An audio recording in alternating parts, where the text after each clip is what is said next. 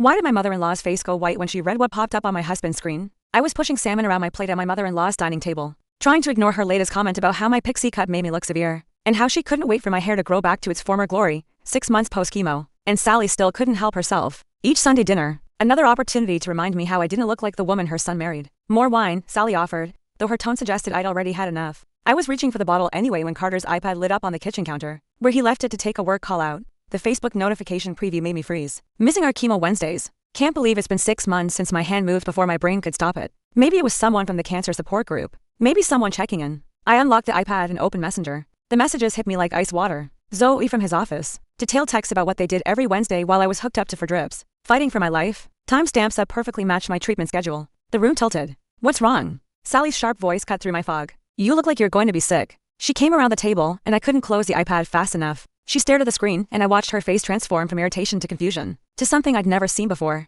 Pure rage. He told me he was holding your hand through every treatment. She whispered, gripping the back of my chair. Another message popped up with a photo I won't describe. Sally made us sound like a wounded animal. We sat there in her perfect dining room with her perfect china, both of us shaking. Then she poured us both wine with trembling hands full glasses, not her usual measured portions. I didn't raise him to be like this, she said, voice deadly quiet. My Harold drove me to every appointment when I had my cancer scare in 2008. Slept in those awful hospital chairs. She downed half her glass. We're going to destroy him. Sally, I don't think Mother's Day, she interrupted. I always host that big party. His boss comes, the partners from the firm, everyone. Her smile was terrifying. This year will be special. Over the next months, Sally became a different person. She called me daily, brought groceries, sat with me through lawyer appointments. She helped me move into a new apartment, insisted on paying the deposit. It's from his college fund. I never closed, she said with satisfaction. Mother's Day arrived sunny and perfect. Sally's sprawling garden was decorated with white tents and string lights. Carter strutted around in his new golf shirt playing host, completely oblivious. He even pulled me aside when I arrived. Try not to look so, Mira, he hissed. It's my Mother's Day. I watched him work the crowd, back slapping his boss, Vasquez,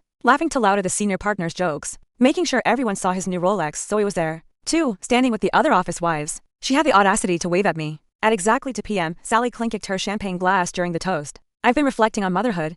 She began on our failures and successes as parents. Carter smiled, expecting praise. I prepared a slideshow of family memories. She continued, the screen turned on. Normal photos of first birthdays, graduations, Carter's law school ceremony. The crowd made appreciative noises. Then a photo of me in the chemo chair, bald and gray-skinned, frame my arm. This was taken on a Wednesday. Sally narrated calmly. Every Wednesday for 6 months, my daughter-in-law fought cancer. The crow murmured sympathetically. The next slide showed Carter's car in a hotel parking lot.